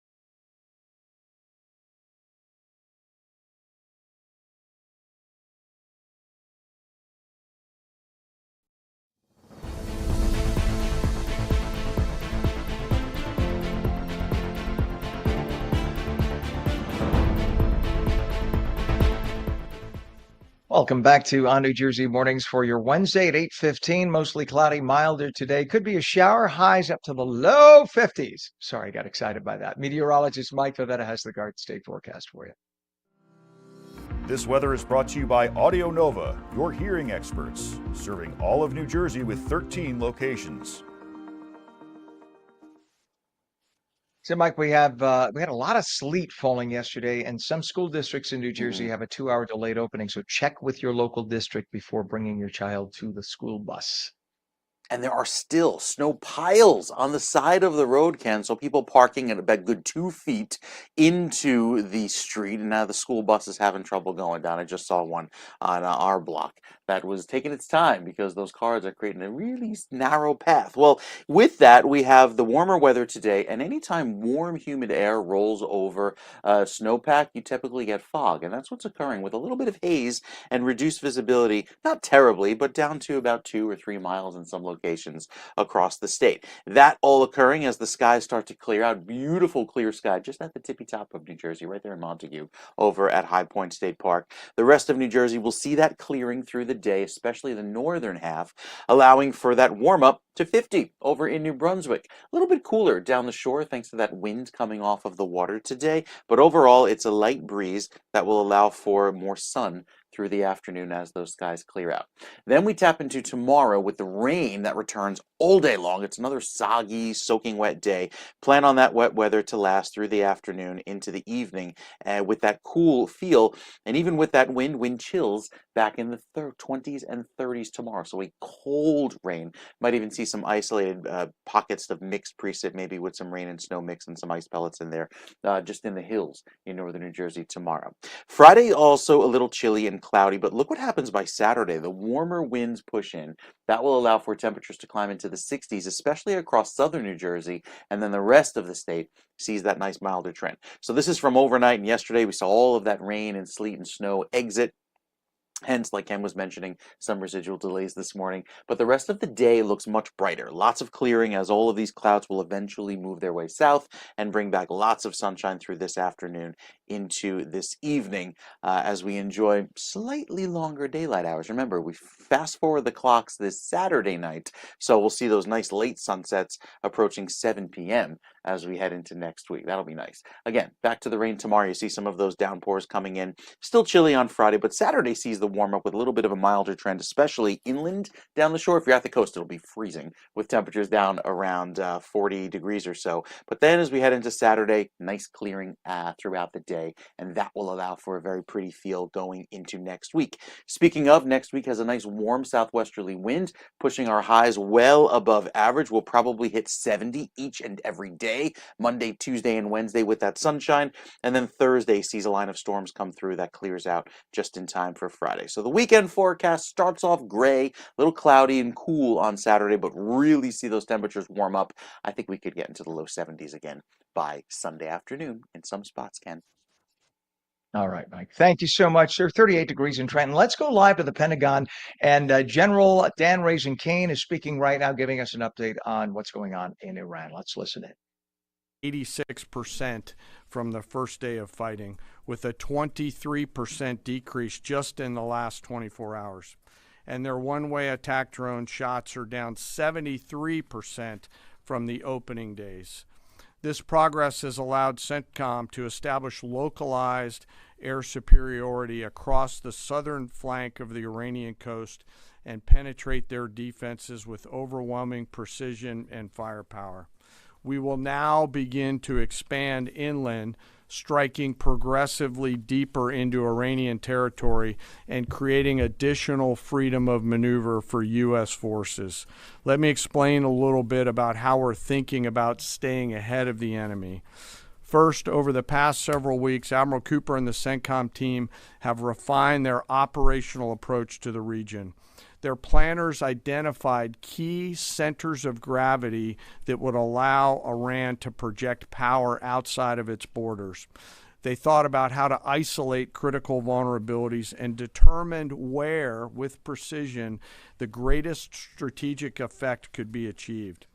As a result of this, CENTCOM is now shifting in day 4 already from large deliberate strike packages using standoff munitions at range outside an enemy's ability to shoot at us, now into stand-in precision strikes overhead Iran. As the Secretary said, this is a point of munitions transition from standoff munitions to stand-in munitions like Joint Direct Attack munitions, which are GPS-aided free-fall weapons, and other things like Hellfires, etc. This will allow the joint force to deliver significantly increased precision. You've been watching General Dan Kane, and he's at the Pentagon. He and the Secretary of War, Pete Hegseth, speaking today on the latest, and that was live. They're speaking today on the latest in what's going on in Iran. Apparently, weeks ahead of schedule, both U.S. and Israel together have achieved the superiority that they had planned on. They estimated initially it would take another few weeks to get to this point, but they are now so in control of the borders of Iran that they're able to move inland and topple what's left of anything that's left of the military. It is 8:21 right now, and Daniel Semenza is the Director of Research at the New Jersey Gun Violence Research Center at Rutgers University. Daniel and his team at Rutgers Health recently published a study in the Journal of Urban Health looking at the long-term physical and functional challenges faced by survivors of firearm injuries. Working alongside community partners like Cure for Camden in Camden, the research highlights the ongoing medical needs and systemic barriers that survivors face long after the initial trauma. We say good morning and welcome to the show, Daniel. Thanks for your patience. We had to cut away there for a moment. We appreciate your patience. Good morning, Ken. Good to have you on. Let's talk about this study. It looks at what happens after somebody survives the firearm injury, because a lot of people think, oh, we patched the person up, they're out of the hospital, everything's fine. That isn't the case. So talk about the challenges long-term for survivors. Sure. So this is a very local study. Like you said, we did this in partnership with Cure for Camden. So we interviewed shooting survivors. We surveyed them to really understand what their challenges were. And what we found is that most people who are shot go on to deal with lifelong functional disability, having trouble doing chores, cognitive tasks. They often struggle with significant amounts of pain. And they often face a lot of barriers to healthcare access. They don't have a consistent doctor for primary care. They may not be properly insured. And so it becomes really difficult to maintain the long-term care that is required for such serious injuries. Dan, is that more because of the socioeconomic situation of many victims, because shootings might be more prevalent in certain neighborhoods than others? Is that more what the impact is? Yeah, that's a great question. And that's true. Yeah, the majority of folks who are shot and sustain injuries like this are from more disadvantaged neighborhoods where there are very high rates of poverty, residential insecurity, things like that. And so access to health insurance, consistent primary care doctors is already lower and already more of a challenge. And when a shooting occurs, that kind of compounds any existing health problems that might have existed and makes that journey much more challenging. And it's so unfair because you have people who already are dealt in many cases a bad blow in life just by virtue of where they're located, and they have that's due to no blame of their own. And then to be the victim of a crime potentially, and then not have access to have the care that would help them through their pain and suffering later. It's just a compounded, horrible situation. And you found that a significant number of survivors have that ongoing pain and difficulty day to day. So how does that impact their ability to work or care for themselves or even live independently as they get older? It can make it very difficult. Being able to be independent, to work a regular kind of 40-hour job, especially if it's a more physical job, can be very, very challenging. So often what we'll find is that people who have been shot, if they were dealing with pre-existing economic issues, if they were living in poverty or having to work a relatively low-wage job, that becomes even worse after they've been shot because the medical care required often crowds out a lot of time for work, and it can make more physical jobs really taxing. And so tens of thousands of people are shot throughout the country every year. We often focus on homicides and people who are killed, but this is a much, much larger problem, even as shootings and homicides are going down throughout the country. And you think about youth gangs. Just a thought popped into my head. When a child becomes, and I mean a child, 14, 15, they get involved in a gang. Now they become desensitized to the idea of a gun. It's like a toy. And then they shoot at each other. And a kid who might get shot at the age of 15, what kind of long lasting psychological impact does that have on that victim? And even on the flip side, on the person who did the shooting? And how does that literally destroy the futures of both people? Yeah, I appreciate you asking about both the person who is shooting and both the victim, because both are very much affected, especially if we're talking about children who are kind of at the early stage of development. When they're exposed to violence in whatever way that might be, especially with a gun, that can have long lasting impacts, particularly in terms of anxiety, depression, and post traumatic stress. Oftentimes, when we talk to shooting survivors, they exhibit very similar symptoms to somebody who has been through war. And so many people who are exposed to violence, especially young and on a consistent basis, are experiencing the same kind of lives that veterans have when they come home from war. And that creates really significant health challenges that can last a lifetime. And let's talk about the program Cure for Camden and the partnership of the study with them. Talk about that program.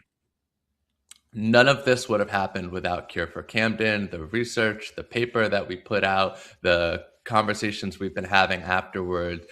We directly partnered with Cure for Camden. They were involved from the first day that we started asking research questions to recruiting shooting survivors, speaking with them directly, all the way through helping to write up the work and interpret the data. We work directly with multiple street outreach workers or violence intervention folks, and they were on the paper to help inform and give us kind of on the ground insight as to what was going on. Extremely valuable working with these folks, and we couldn't have done it without them. Daniel, what's a website for more info? Sure. So you can look up the New Jersey Gun Violence Research Center at Rutgers University. We have all the research there. You can learn about a lot of the other work that we're doing. The paper at the Journal of Urban Health is open access, meaning that everybody can get it for free. You don't have to pay. You don't have to log in or anything. So if anybody throughout New Jersey is doing this work and they want to understand some of the options for helping provide better care to shooting survivors, you can easily get that information now. Great work, Daniel Semenza, Director of Research at the New Jersey Gun Violence Research Center at Rutgers University. Thank you for coming on, and we appreciate all that hard work you did. Thank you. Thanks so much, Ken. You bet. It is now 39 degrees, 828. When we come back, did you know there's a cookbook inspired by the country's national parks? Stick around, foodies. We'll be back in 2 minutes.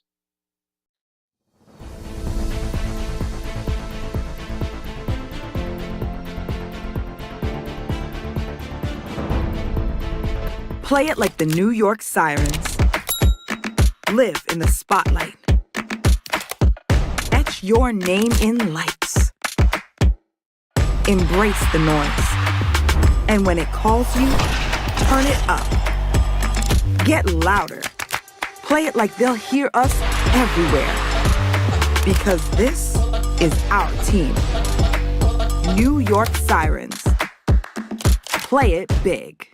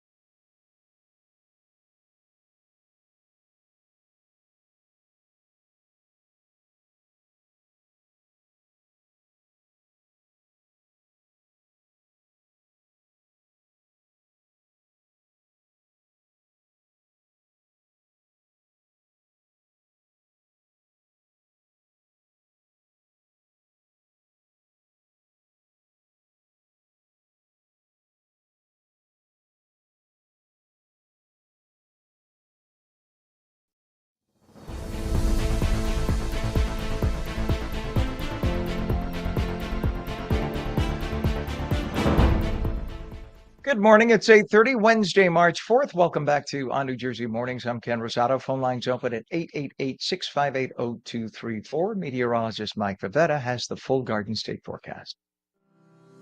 This weather is brought to you by Audio Nova, your hearing experts, serving all of New Jersey with 13 locations.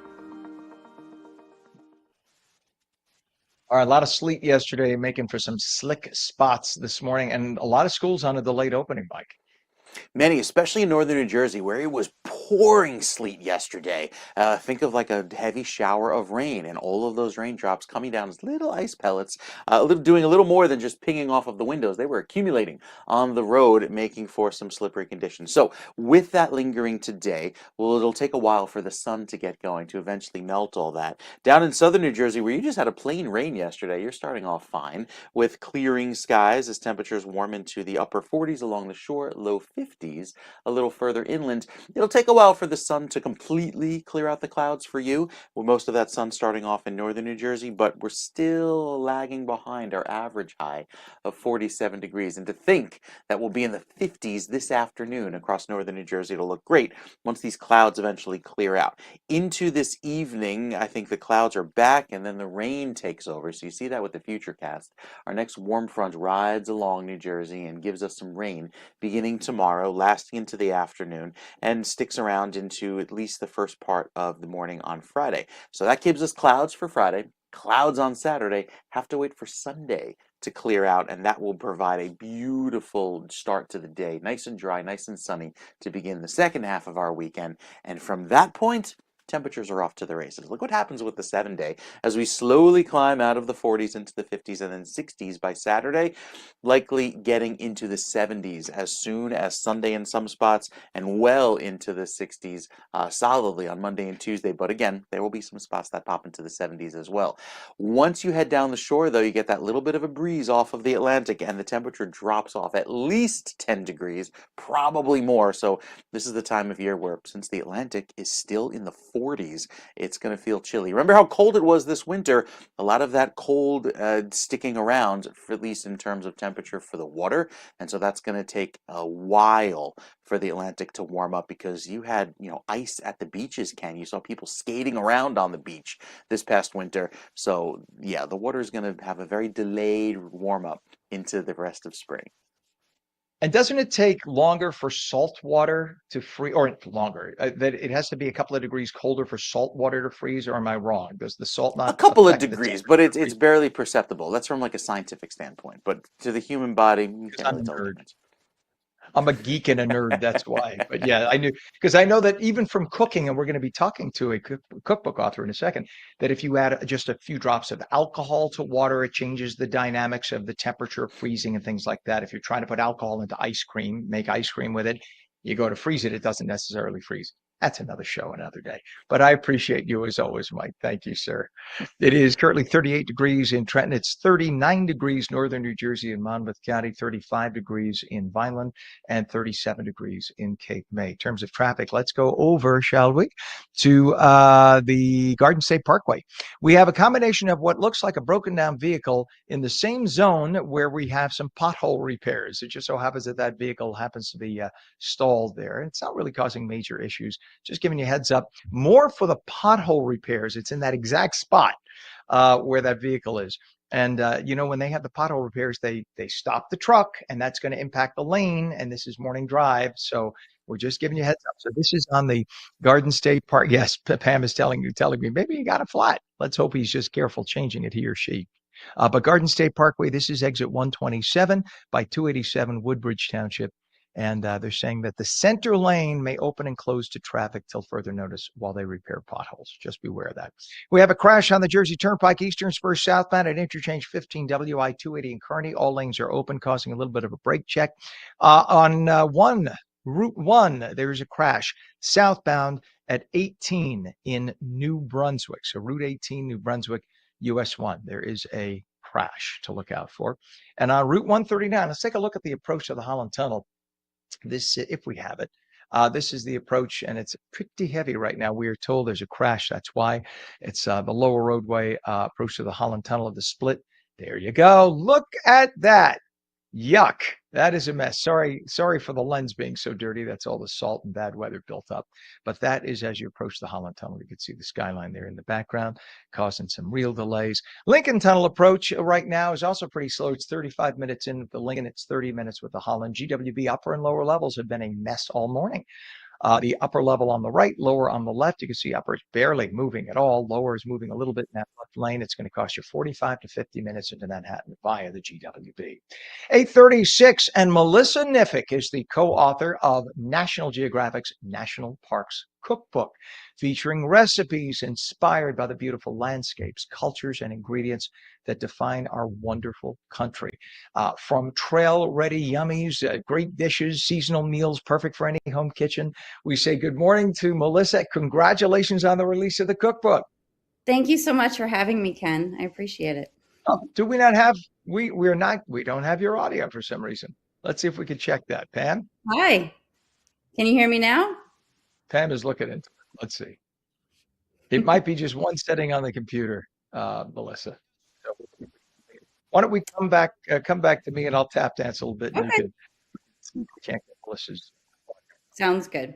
But try talking again, Melissa. Hello. Okay. I'm not hearing anybody. Oh, you know what? It's not you. Guess what? It's me. And we're having this issue with our audio all over the place this morning. So let's see here if I could fix it. Now I can hear you. Can you hear me See, now?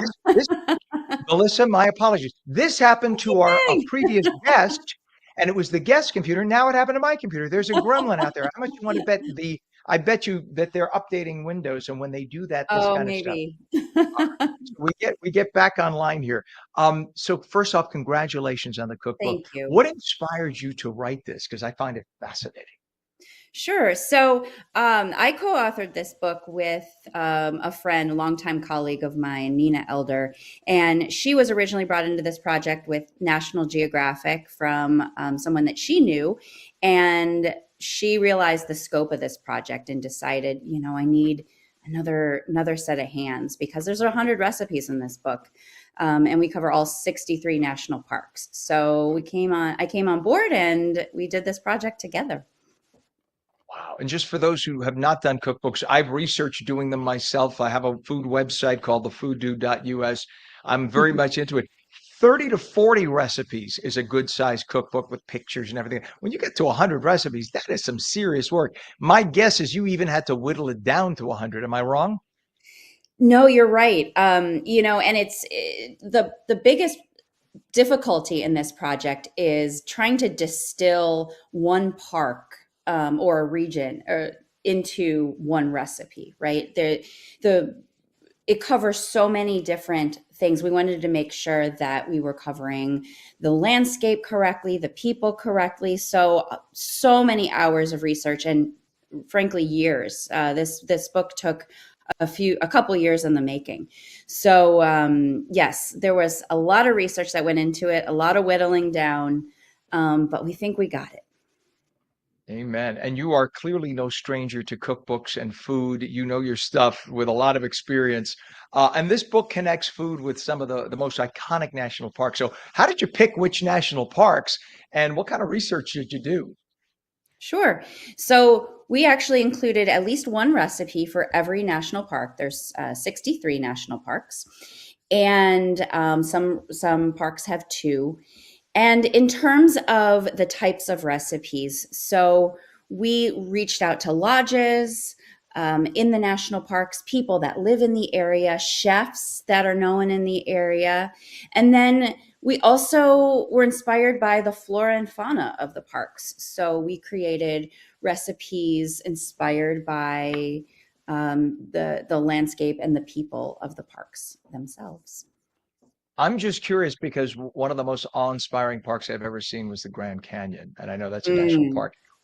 What kind of recipes come out of that area?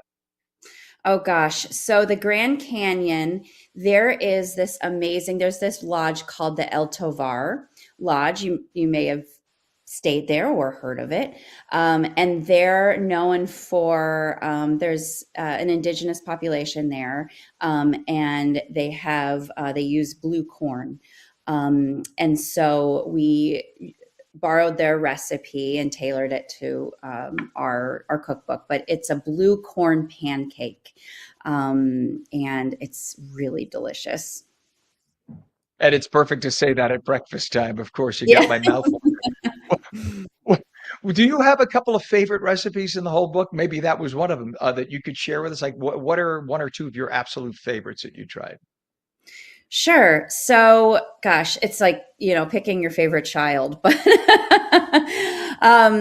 I grew up, I live in New Jersey now, but I grew up in Cleveland, Ohio. And people might not know that there's a national park in Cleveland.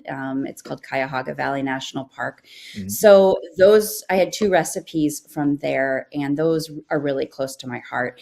And it encompasses what we hope to get across in this book, besides obviously celebrating the parks. We wanted to make these recipes doable for the home cook, and something that people would be able to recreate at home with their families. And so the recipes from Cuyahoga Valley are a roasted chicken. It's just simple roasted chicken inspired by the chickens that roam the property in the parks. There's 7 farms on site there, and a roasted carrot recipe. That's very cool. Well, listen, we got a minute left, but I just have to Okay. ask you, Patterson Falls is, of course, a national park, northern New Jersey. Did we have a recipe from Patterson Falls? Patterson Falls is not a U.S. national park. It might be. Now you're gonna test my knowledge, but it might be. Maybe it's a state park, perhaps. Oh, I see, and Um, I thought it was a national. I'm wrong. So but I yeah, know we have. I'm looking down. Gateway is national. That's Sandy Hook. That's definitely national. Did we have something for Sandy Hook? that's a national shoreway. See, I learned all of these Oh, things while I was doing this. Yeah, so there are so many different distinctions, and I wasn't even aware of all this until I was doing the book. There's some national parks I'd never heard of. Some I thought were national parks, but we did include every national park. I love Sandy Hook, by the way. That maybe we should do a gorgeous. national seashore cookbook. I feel like you've got something going there. Let's work on it. Well, I'm down right now. Normally, I'm in New Jersey. I also live part-time in Fort Lauderdale. I am literally on the sea right now in Fort Lauderdale. Oh, you're You so call lucky. me, Melissa. We will work together. That is an honest offer. I would love to work with you on a Oh, cookbook that would be on the wonderful. National Seafood. You tell me when. All right, we'll talk to our producer Pam, our director Pam, rather, and we'll figure it out. This is Sounds great. great. Give us a website so we could get this cookbook. Sure. So you can order it wherever books are sold, and also we can include a link. But Penguin Books website is a great place to start, and then you can sort of pick your bookstore from there. Cool deal. Melissa Niffick, Knific, for those who are trying to spell the name, co-author of National Geographic's National Parks Cookbook. Thank you for coming on this morning. May you sell a bazillion copies, and I'm going to be buying one of Let's them in hope. 5 minutes. Thank you so much for your support. Thank you, Melissa. And what a great topic to do, too. America's a great place. We appreciate that. All right, we are coming back in 2 minutes.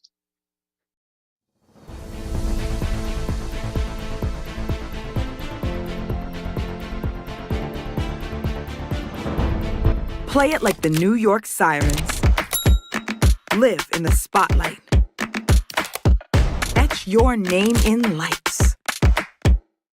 Embrace the noise. And when it calls you, turn it up. Get louder. Play it like they'll hear us everywhere. Because this is our team. New York Sirens. Play it big.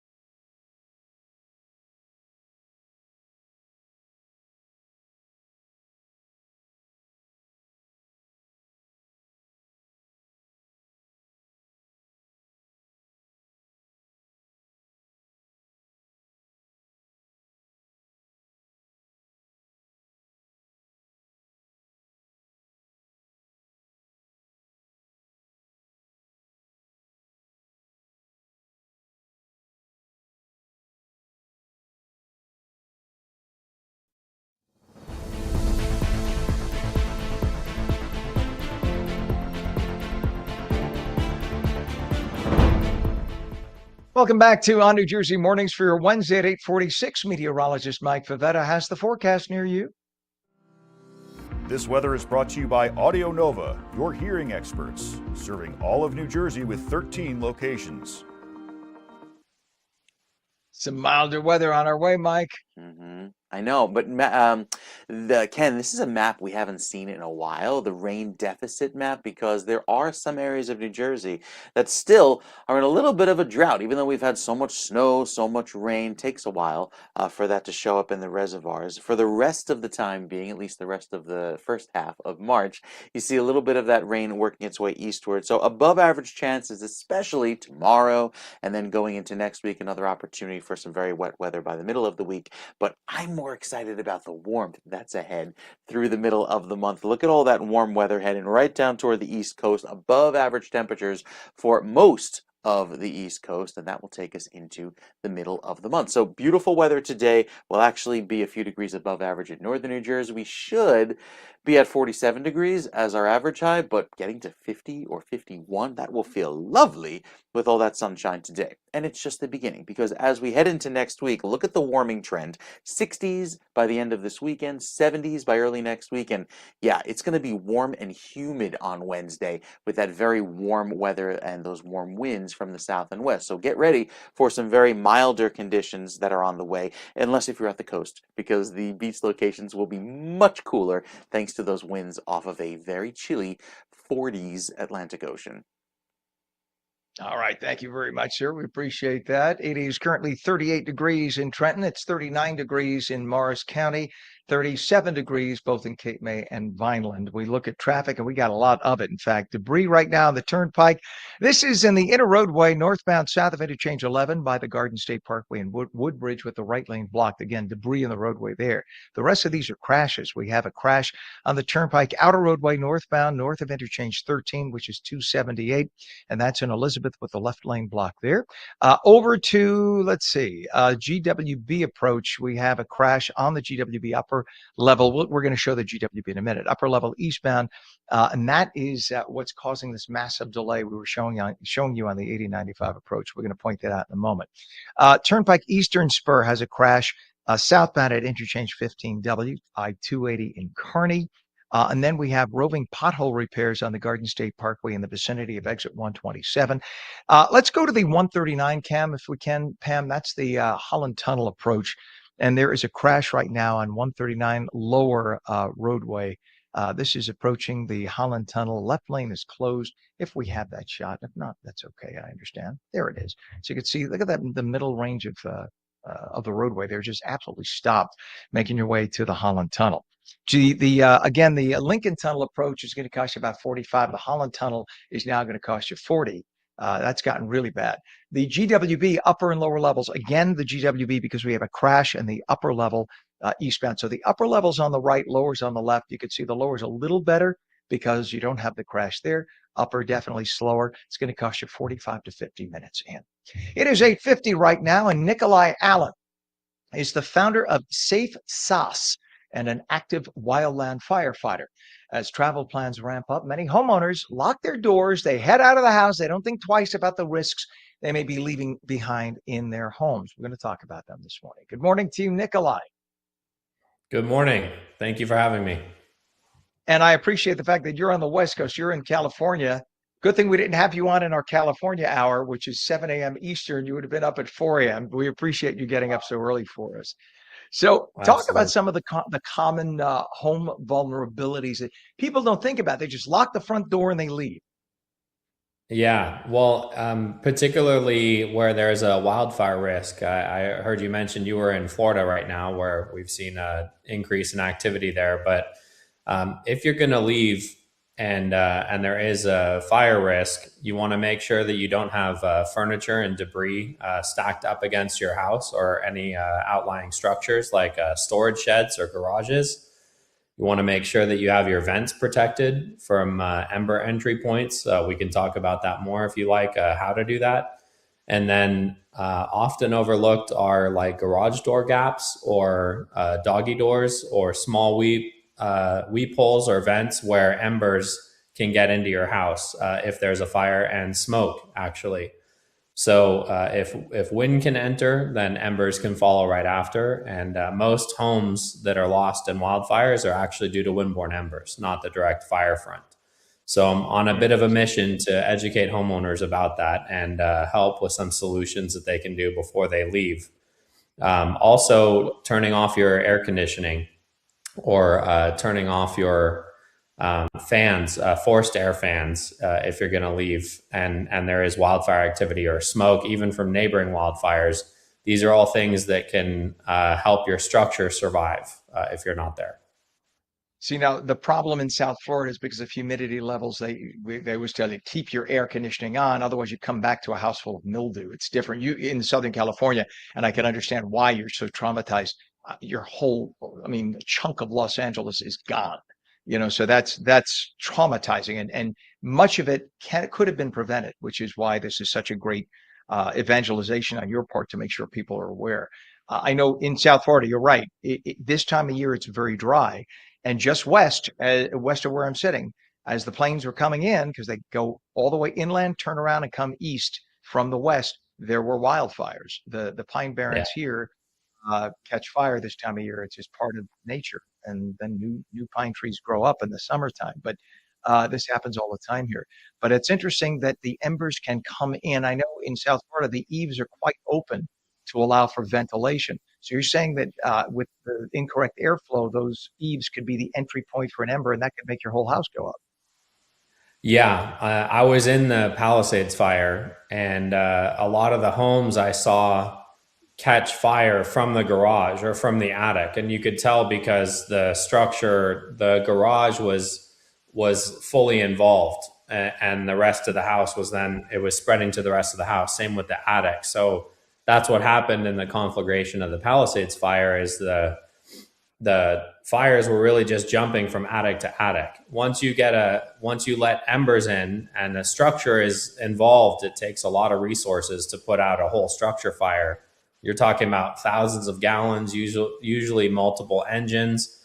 And as a wildland firefighter, the whole goal is to keep the fire controlled in the vegetation, keep it out of structures entirely. And that's what I'm trying to help homeowners do with these simple tools. That's great advice.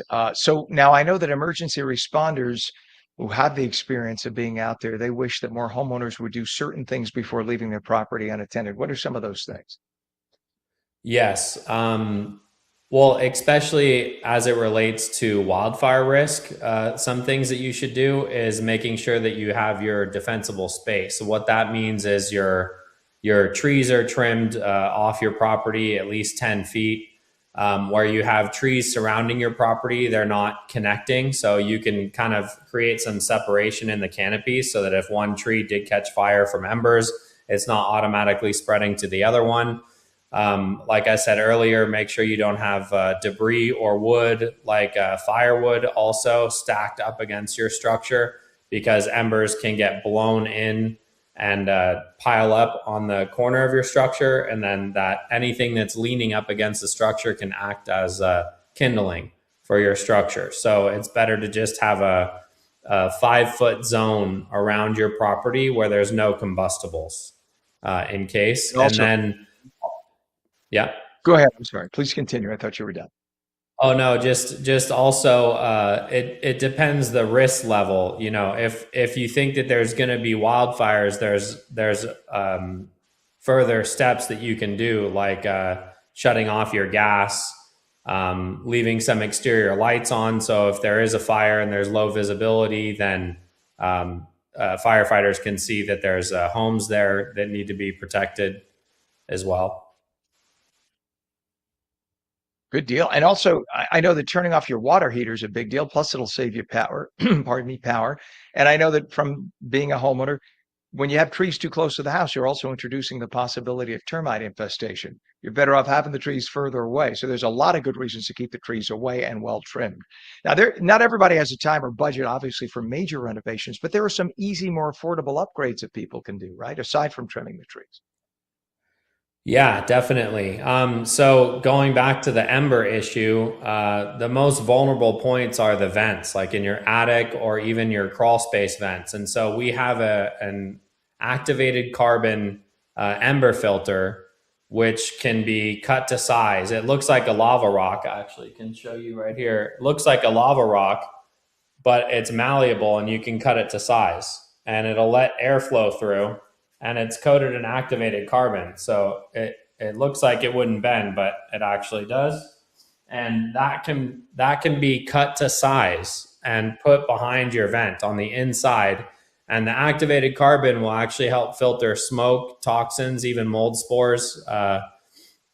And that's step one, basically, cover your vents. And any vents that are too small or your garage door gaps, you can temporarily seal it up before you evacuate. It's a fiberglass tape, and you can use this to cover up gaps. I personally took a gentleman back to his home, unfortunately, in the Palisades fire, where he saw it start from the garage. So this $30 roll of tape, if he would have simply taken 5 to 10 minutes and taped up his garage door gaps before he evacuated it, could have saved his whole house.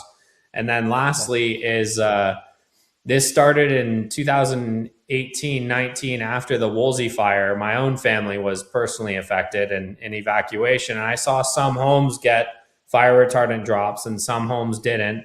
And some survived and some didn't. And I started working at that time over 5 years ago of what if homeowners could do their own fire retardant drop? Like, what if they could have more control over that fire retardancy on their vegetation or on any wood structures like patios or pergolas? And so the third step is a clear, non-toxic fire retardant that homeowners can now apply with their own 3/4-inch garden hose. That's amazing. Nikolai, we got to cut only because we're out of time, the end of the show here. But Nikolai Allen, founder of Safe SOS, SOSS, and an active wildland firefighter. And thank you for what you're doing with that, too. Thank you for coming on this morning. We'll have you back again. This is great advice. Have a great day. Thank you. And it is 8:58, and that is on New Jersey Mornings for this Wednesday, March 4th. I'm Ken Rosato. We'll see you tomorrow morning, 7 a.m. Eastern, 4 a.m. West. Have a good day.